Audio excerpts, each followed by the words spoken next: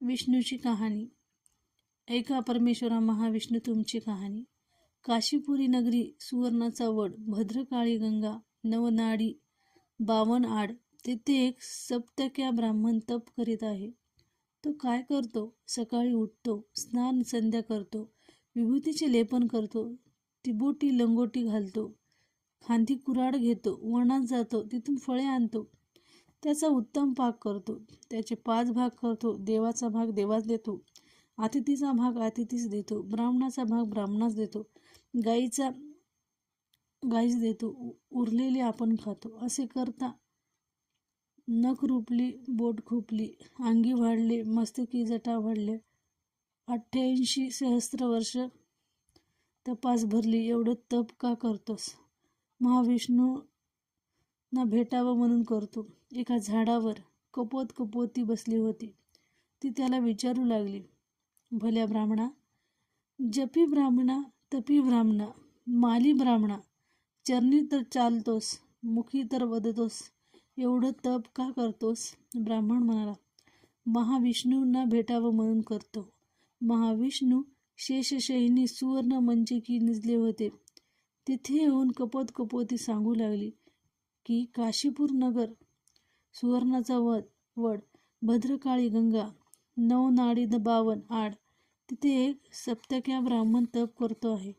काय करतो? सकाळी उठतो, स्नान संध्या करतो, विभूती लावतो, टिबोटी लंगोटी लावतो, खांदी कुऱ्हाड घेतो, जंगलात जातो, जंगलातली फळे आणतो, त्याचा उत्तम पाक करतो, त्याचे 5 भाग करतो, देवाचा देवास देतो, अतिथीचा अतिथीस देतो, ब्राह्मणाचा ब्राह्मणास देतो, गाईलाच देतो, उरलेलं सुरलं आपण खातो.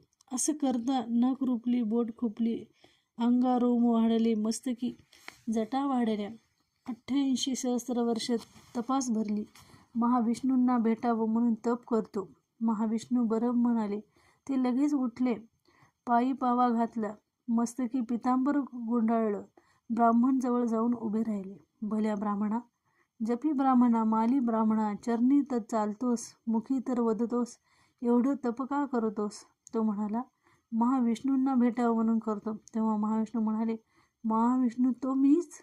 कशानं भेटावं, कशानं ओळखावं? असंच भेटेन, असाच ओळखेन. शंख चक्र गदा पद्म पितांबरधारी, अयोध्याचारी, माघारी वळला तो महाविष्णूची मूर्ती झाली.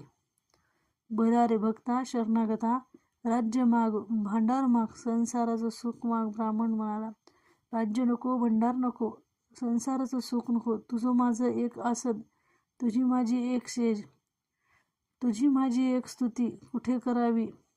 देवाद्वारी, भल्या ब्राह्मणाच्या आश्रमी. असं त्याला एकरूप केलं.